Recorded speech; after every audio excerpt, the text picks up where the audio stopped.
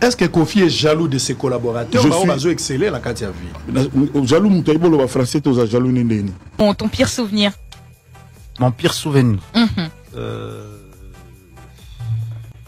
Mauvaise ou... Ouais, c'est ça, mauvais.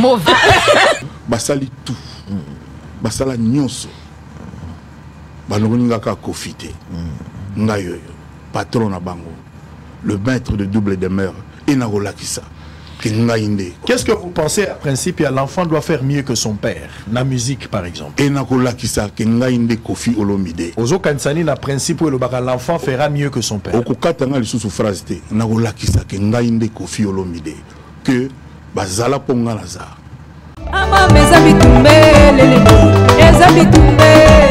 Arrêtez la musique. Arrêtez. Katazoba. Makambu oyo ya nakolakisa, nakosukisa, bakomona mingi esuka aka mabe. Botu na mwana bova, azana ba résultat nango, aroyebisa bino. Mesdames et messieurs, bonjour, bienvenue sur Boalo de TV, bienvenue dans Katazoba, la chronique Intello. Je suis la gourou de mon temple, je suis la Eagle Woman, la maman des aiglons. Et on vous dit mbote bonjour de partout où vous nous suivez. C'est un plaisir et un bonheur pour nous en même temps de vous avoir. Restons ensemble, il n'y aura pas de soucis.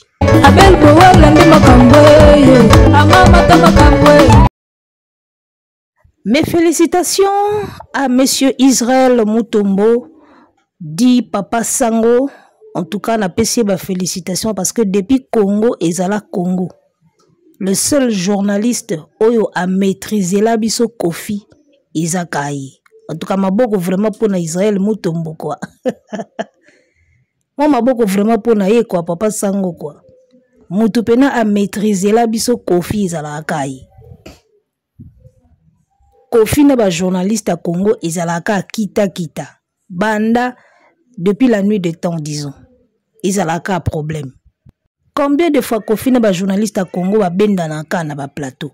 Mais depuis tozwa Papa Sango. Ye muta maîtriser la biso vie wana songa mbeli. Donc Israël Mutombo c'est le seul journaliste qui s'est dompté Kofi Olomide sur son plateau. Ye pena dompta ka vie.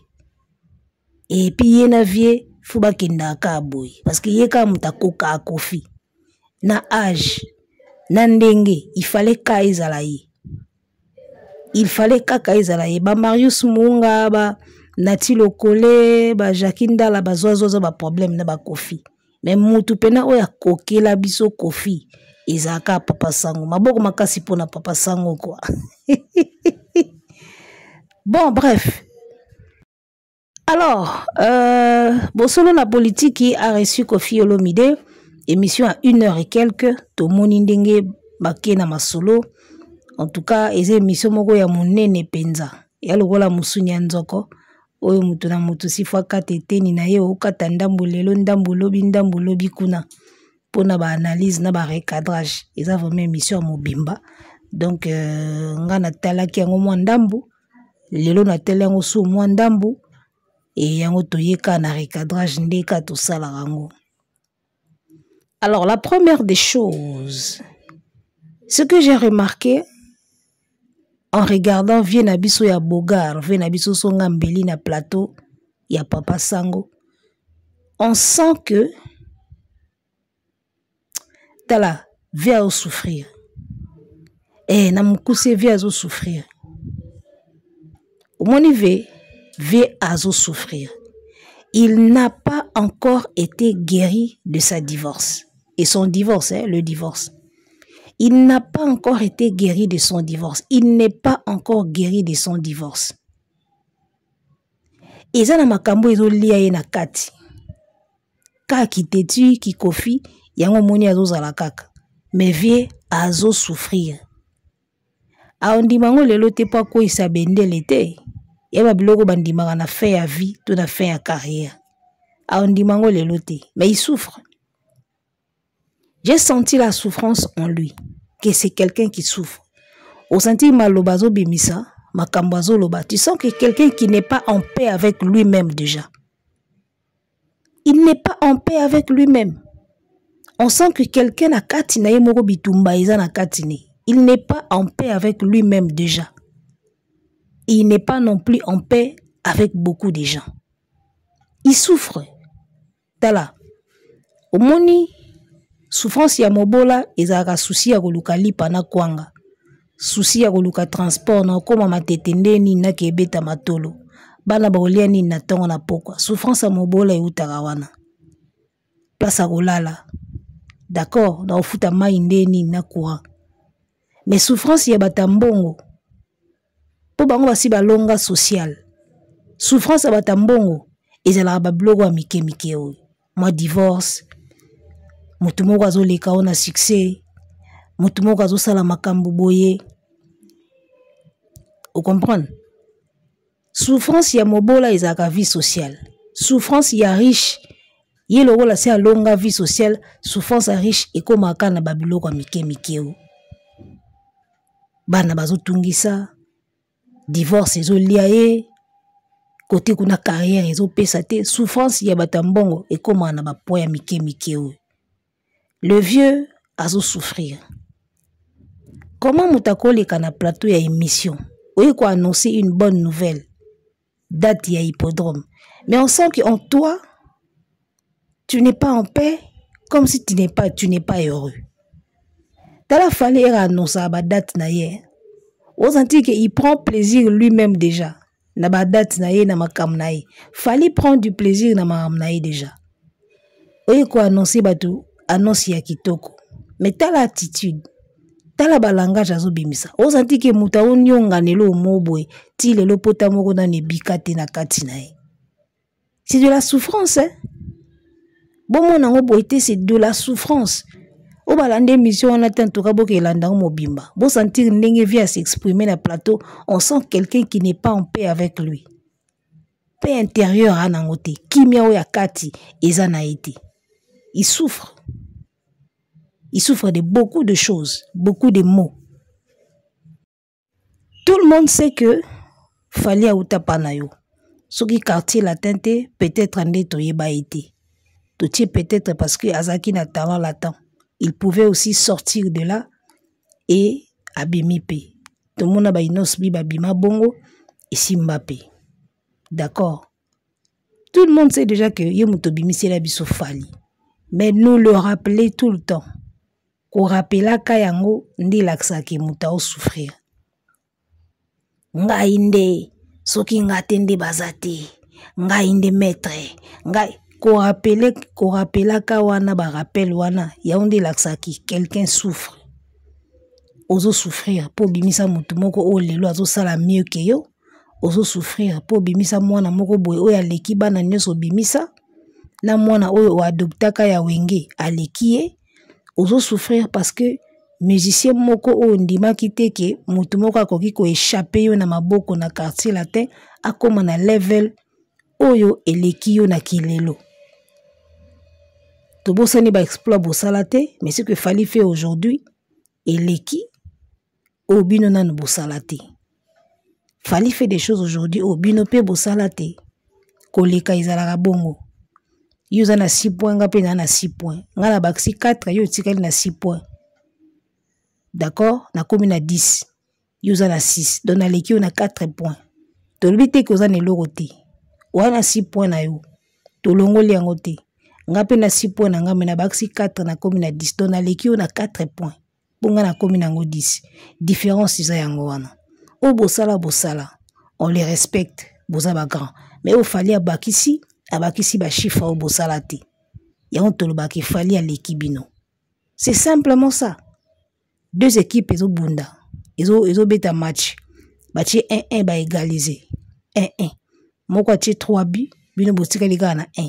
À l'équipe bino na 2 buts. D'accord? O ya ti 3 buts bino botika na 1, à l'équipe bino na 2. Bobandaki 1-1, ya ti 2 a komi na 3.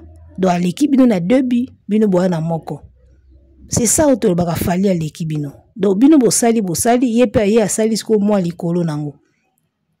Koleka ezaka na sens wana.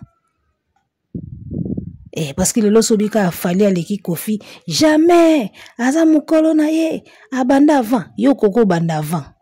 bomonaka ba match ya football équipe mingi banda kotia ba bi avant mingi bapolaka boizaka pena logique ya nini te mais mingi ezaka bandi pe kotia avant otie bi ya liboso wo ya mibale wo baninga bana na 0 tant ba ya kolandisa ba enchaîner 3 bimbala moko ali match pe sili wana.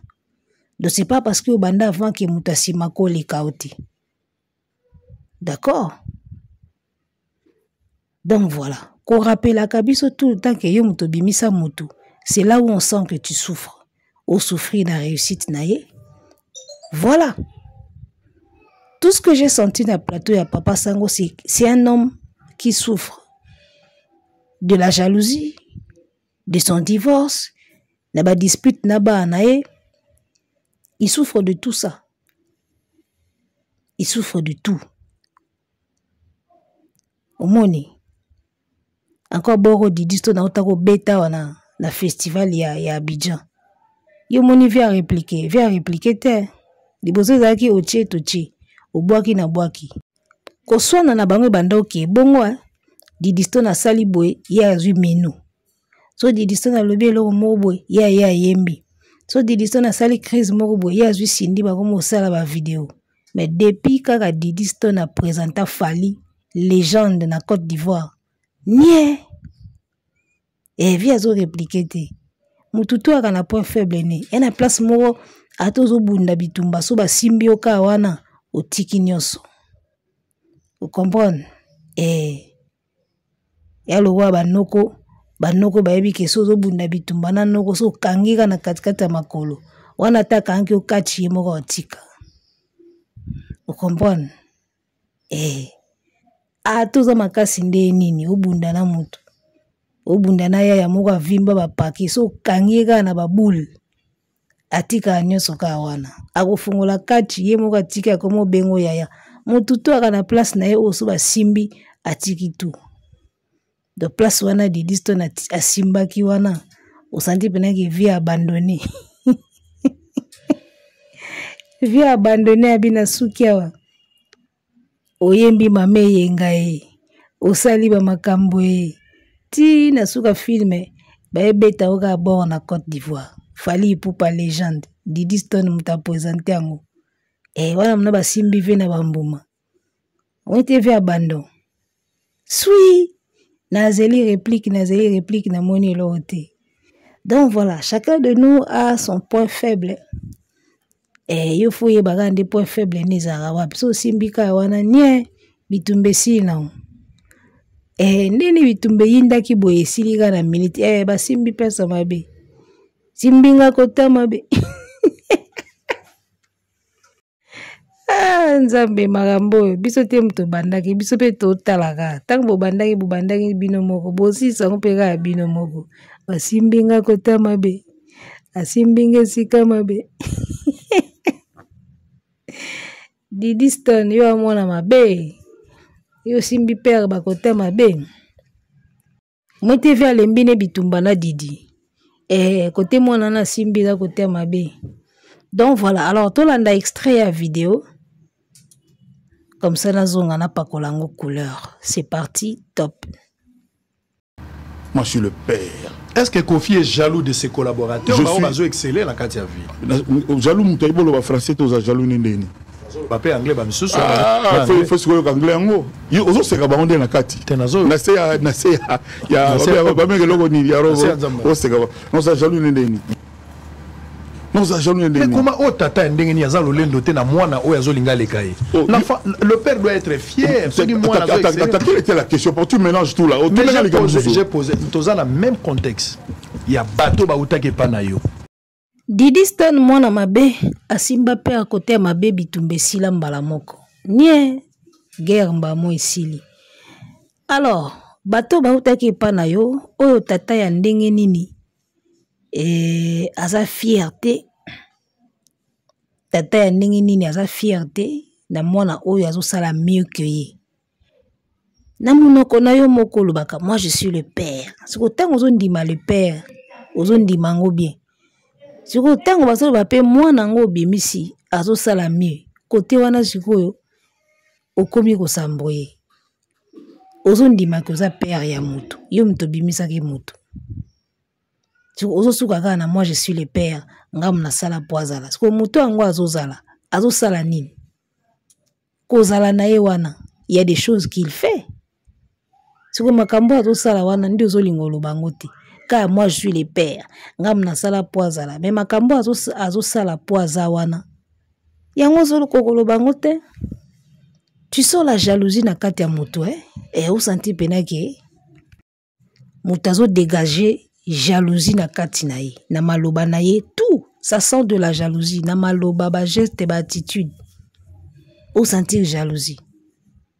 Un parent qui se permet de faire la guerre avec sa propre fille o ya wuti na ba gêne na ye. Tu vois un peu bon siko yo moto mususu pour former ki yoka na musique. Donc ve na biso ya yokela batu jalousie te batu kande ba yokela ke jalousie. Batu bazo yokela nga jalousie, batu bazo jalousie ngai. Ye batu ba yokela kaye jalousie eza normal, mais ya yokela batu jalousie te. De wana nde sans wana eza impossible, mais batu ba yokela jalousie eza normal. Est-ce qu'il est normal le randing wana? Eza passé. De succès a fallu tilelo via obika na ngote. Eza pota we obika kate loka mbasu mobo ya libela. Succès a fallu mbasu ya libela na motema. Chaque émission on sent qu'il souffre na ngokaka. C'est moi le père. Ngam na sala po bazala nakola kisabango. Yango papa sango pe atuni yo. Oyo papa ya ndenge nini aza fierté na mwana oyo abimisi. Tala ndenge ba Adolphe bazaka fier na héritier. Tala ndenge we bazaka fier na héritier. Tu es le seul. Oza na fierté na mwana bimisi. Et puis mwana ngo pe osa mamba ki toko yo wapi. Quartier la te sopi ba musicien. Quartier la te bimisi ba ndole man. Suzuki aza wapi. C'est quoi son album? Nzembo nini ya Suzuki oye cartonna na Congo ti na Côte d'Ivoire ba yembango. Oka sonité. Gibson Butukondolo na mona ki na matanga Séguin. Il a une belle voix. C'est un joli garçon. Il est mignon, anataya bien, ape boga, ape pembe. Mais Gibson carrière est aussi mbela été. Obimisi bango ebele. Moko kaka motu. Aosa la fierté na yo. Mais tu n'es pas fier de lui. Kaboye. On sent de la jalousie. Soif ya succès. Koboya konuna, koboya kosila. Soif ya succès kaboye. Obimisa banebele moko mutazo sa la fierté na yo. Mendi magaye kati. Au préféré na yo ondima mwana oyo asalela yo émission. Afinga yo. Alansa ba insulte envers yo. O akengi dilaka batu na hotel na yo wana sala batu bakenda su na hotel na ete po akengi dilaka batu atobola lidusu moko. O atiaka ba papier na poche. Aza faux patron. Na ndako ne mutuka $100,000 ezate. O asomba soki nini. Donc mwana oyo asalela yo émission lokola premier soin au préféré o mona ye mwana ya bien ki mwana oyo banda kenda afinga yo te azwa peta ngo finga yo pete asala ka carrière na ye. N'habite genre nini ya parents yo zali genre nini ya parents oyo zali. Émission na ya premier soin soki fali muto asala kango eke alobi na Kofi makambo nyonso o fere aloba na Kofi soki izaka fali ebimi na monoko fali nde lelo Kofi atambolaka nango na ba émission tout asalaka. Je vous dis une chose. Maloba wana fere aloba na premier soin pour na Kofi soki fali muto abimisa ki yango na ba émission na ye nde Kofi atambolaka na maloba wana na ba émission nyonso asalaka. Que vous trouvez ça normal? Mwana oyo asali émission azofinga tata na ye atiaka ba papier na poche akengela batu na lidusu. Kofi alingaka bando tambola na émission wana na ba TV tout alingaka bando leka. Mais lokola iza falite eleka netika eze lote. elikaka neti eza nango eloko te soki fali moto alobaka makambo ya premier soin émission wana ko engai ekoma nango émission préférée ya Kofi à chacune de ses apparitions alinga bando mentionner ka émission wana. Là je vous dis vrai omoni siko eloko fali aboyaka bakanga ye na mabe bo imaginer bo interpréter bo soupçonner mais bo kanga ye nango te parce que ayebi ke bato balukaka bakangi na mabe soki fali moto asalaka premier soin wana nde émission wana ekoma trophée ya Kofi alinga bando brandir yango dans chaque émission botala eloko asalelanga botala eloko alobelanga na émission botala makambo asalanga na émission alingaka tika émission wana te fali ayebaka ki bato balukaka bakangi na mabe yango moni asalaka tout à éviter.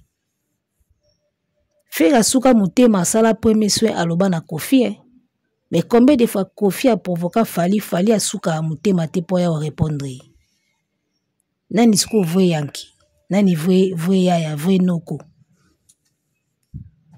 faire suka mutema asala premier soin mais fali banda bobanda asuka na mutema te po ya osala ba premier soin asuka ne mutema te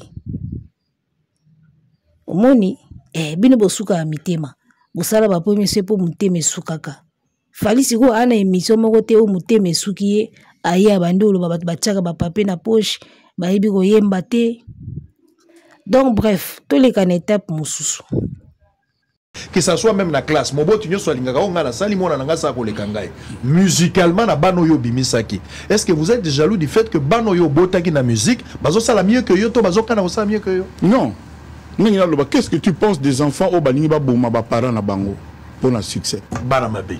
Voilà. Bana bando. Toza na point wana. Toza na point wana. C'est tout. Omoni tangu babisi que pensez-vous na l'élève qui dépasse son maître? Pour que l'élève a dépassé son maître, fallait a dépasser Kofi. Que pensez-vous na mwana oyo aleki moboti na ye? Wana réponse ezate ya kesko koluka ke pensez-vous na mwana oyo alinga boma parent na ye pona succès tango papa sango alobi bana mabe wana motema nikiti osanti pena ko mutu pena respirer pena motema nikiti ya lingaki kaka ba traiter fali mwana mabe mwana ndoki tango balobi ka mwana mabe mbala moko asepeli motema nikiti. Ngaso inga papa sango peut-être papa sango aza informé te na émission ya premier soin. Ngaso nga papa sango na ngena poser sous deuxième question que pensez-vous na mwana oyo si asalela yo émission alobi que tchaka ba papier na poche okengela ka bato na lidusu ya hôtel oza faux patron oza na mutuka $100,000 te oyo kana réponse na ye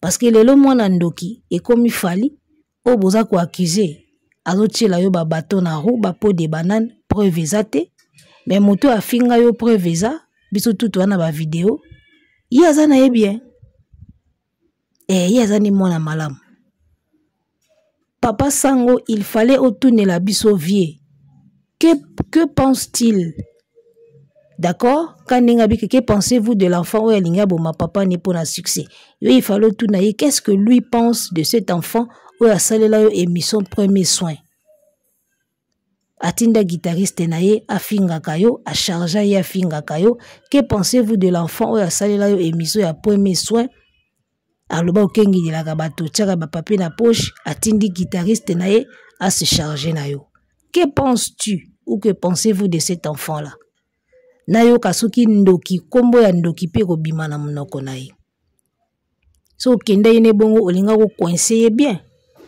au coincer qui est déjà na question moko otuna ki ya sindi ngala sepela inango fort papa sango seul journaliste wa ko coincer Kofi puis Kofi a oloba su eloko te olinga ko coincer pour la deuxième fois na question wana ya premier soin que pensez-vous de l'enfant oyo asalela yo émission lokola premier soin to ka izuka koloba nini au raté deuxième occasion ya ko coincer la première fois que tu l'as coincé na eloko a sindi moi j'avais aimé olinga ko coincer lisusu neloko wana ya premier soin s'il pense que mwana oyo alinga boma tata ne pona succès alors que aza na ba preuve nango pété Moi, na zandoki. Bon, moi, nous, à là, yo premier soin.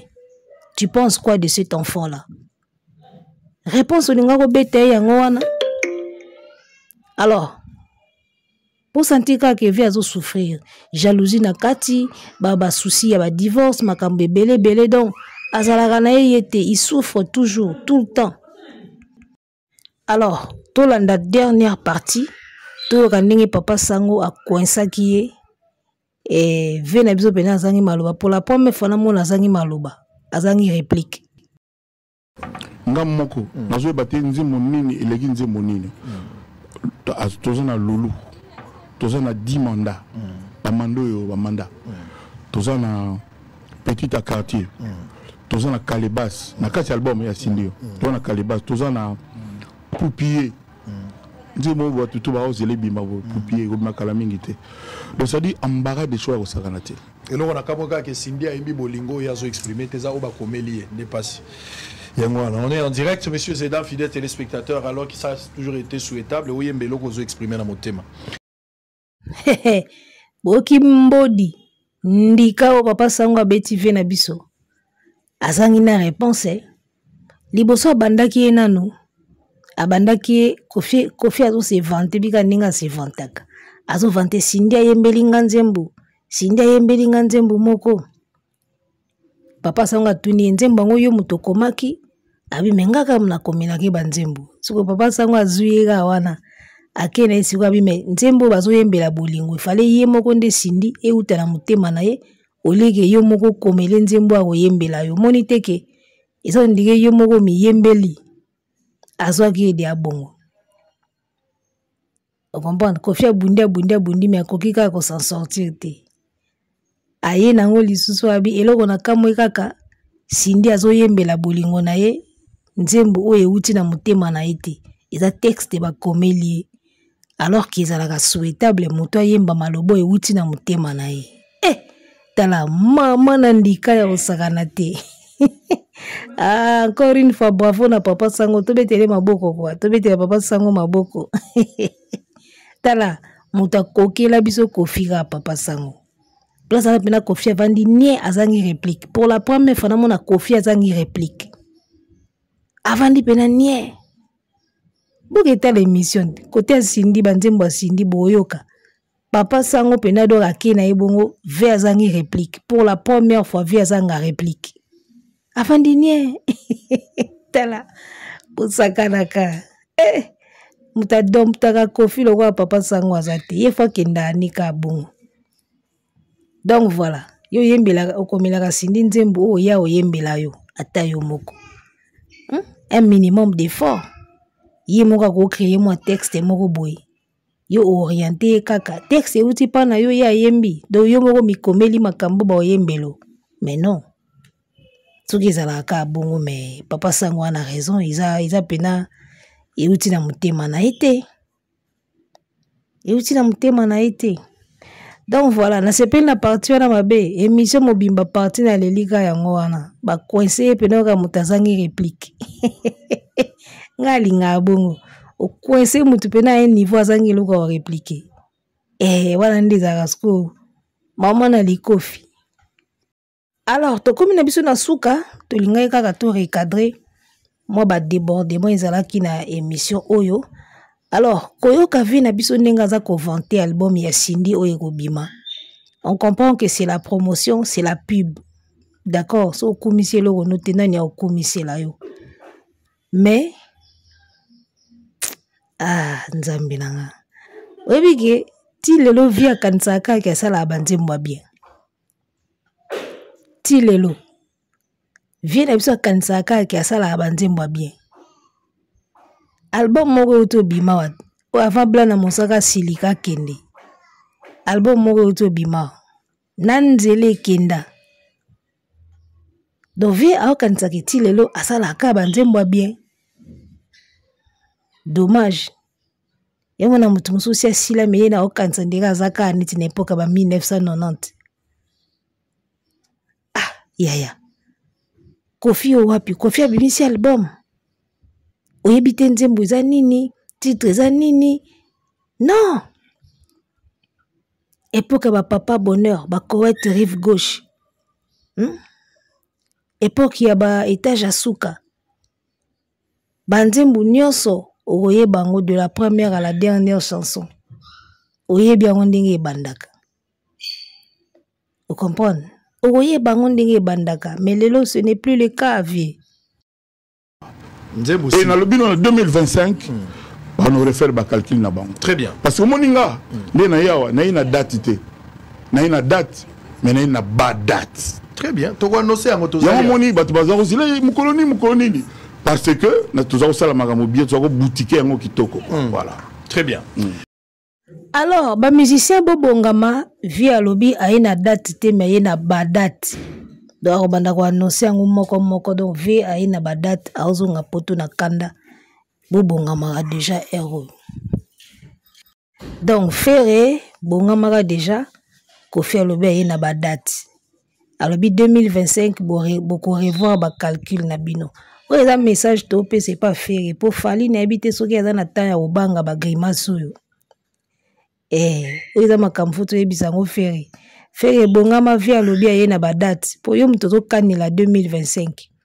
fali si abeti déjà tozelaka Stade de France abeta déjà tongo donc bino muto bozokanela 2025 Ferré na ba Fabregas na ba Wata bobongama via lobby aye na ba date alobi 2025 boko revoir ba calcul na bino parce que ye aye na ba date oyo eza information photo pesa ba Ferré ba Fabregas na ba héritier parce que pas fali oyo nyonso eza nango ba grimace fali mokolo poto fali mokolo époque donc eloko ebangisi awa na omona na ngango te donc Ferré na ba Wata bino nde bobongama po via ye na ba date talaka bino déjà le roi yu arena annulaki il faut siko bosala remontada donc na vie na terrain na remontada ya batu barataki yu arena c'est à vous le problème quoi pas fali na mona koute en quoi yobangisa ye mwana maïsa beti déjà et fandusa totoli déjà lavé déjà ba asa totoli déjà sukoli déjà poto asilisi poto déjà goût azongisi concert na poto ye moko pa asilisi déjà poto ngo elengi donc bon courage à vous na ba hippodrome de Vincennes na bato ba okana ba bandela yu arena bon courage na bino bon courage na bino na 2025 quoi falisi beti na ye déjà mais conseil te repesa kaka keba age CKI papa Wemba atika biso ka na scène vie beaucoup paix à son âme atika biso ka na scène keba age CKI makambo ozokana oyo ta mususu osala lokwa papa Wemba toyebi te tosouhaite te po niveau ya kokana oyo ozokana 2025 na ba date oyo ye nango kokana oyo ozokana fali oyo faut yebaka pe âge talaka mwa glycémie mwa tension il faut yebelaka pe âge parce que ba âge bino bokomi nango na bakokana ebele boye ezala pena mwa bien te ta mosusu omona kaka boye kokana eleki tellement makasi au risque ya kotika biso kaka na scène neti papa Wemba donc en tout cas allez-y mollo bowela na bino na moto te falisi ya gagner bino tongo bobeta pona kokisa ba palmarès na bino un bon conseil beta po kokisa palmarès na yo beta po sepelisa ba fanatique na yo ko beta na tembe na falite parce que âge PCK oya ko risquer o remixer eloko papa Wemba ndinga tika biso âge CK kokana mingi ezalaka kitoko te omoni kokana mingi mabe mutu akanaka alingaka siko alakisa batu ke yende alors na ba âge kokomi nango kolinga kolakisa batu ke yende to risque to mona bu est-ce que yo banzaka penga yo onga mabanzo manga elukaka yo est-ce que salaka yo mawa o soki yo banzitango bolingo la joie mondele ya sala l'hôpital bakoni babi kao saliko sala ya bolingo nzoka ndeo tan